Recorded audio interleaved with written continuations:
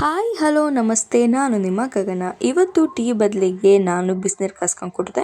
ಬಿಸಿನೀರು ಕಾಸಿ ಅದಕ್ಕೆ ಸ್ವಲ್ಪ ನಿಂಬೆ ರಸನ ಹಿಂಡ್ಕೊಂಡು ಬಿಸಿನೀರು ಕುಡಿದಿದ್ದಾಯಿತು. ಆಮೇಲೆ ನಾನು ಮಲಗಿದ ಬೆಡ್ನೆಲ್ಲ ಕ್ಲೀನ್ ಮಾಡಿ ಬೆಡ್ಶೀಟ್ ಎಲ್ಲ ಮರ್ಚಿಟ್ಟು ರೂಮ್ನ ಸ್ವಲ್ಪ ಕ್ಲೀನ್ ಮಾಡಿದೆ. ಇವತ್ತು ಟಿಫನ್ಗೆ ಅಮ್ಮ ಬಿಸಿ ಬಿಸಿ ಮುದ್ದೆನೇ ಮಾಡಿದ್ರು. ಸೊ ಹಾಗಾಗಿ ಮುದ್ದೆ ಸಾಂಬಾರು ಚಟ್ನಿ ಜೊತೆ ತಿನ್ಕೊಂಡಿದ್ದಾಯಿತು.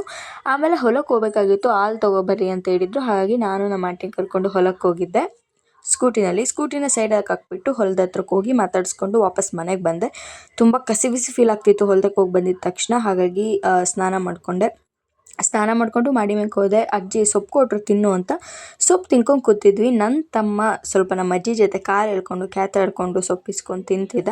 ಆಮೇಲೆ ಅಲ್ಲಿಂದ ಕೆಳಗಡೆಗೆ ಬಂದ್ವಿ. ಕೆಳಗೆ ಬಂದ ತಕ್ಷಣ ನಮ್ಮ ಅಜ್ಜಿಗೆ ಒಂದು ಸ್ವಲ್ಪ ಕ್ವಾಟ್ಲೆ ಕೊಡ್ತಿದ್ವಿ, ಹಾಯ್ ಮಾಡು ಅಂತ. ತಂಗಿ ನಾನು ಅಮ್ಮ ಸೇರಿಕೊಂಡು ಮೂವರು ಅಜ್ಜಿ ಕೈಲಿ ಹಾಯ್ ಮಾಡಿಸ್ಬಿಟ್ಟು ಇವತ್ತಿನ ಊಟಕ್ಕೆ ಅಮ್ಮ ಬಸ್ಸಾರು, ಬಿಸಿ ಮುದ್ದೆ, ಸೊಪ್ಪು ಮಾಡಿದ್ರು. ಇವತ್ತಿನ ಕತೆ ಇಷ್ಟೇ. ಮತ್ತೆ ಸಿಗ್ತೀನಿ, ಅಲ್ಲಿವರೆಗೂ ನೋಡ್ತೀರಿ, ಬಾಯ್.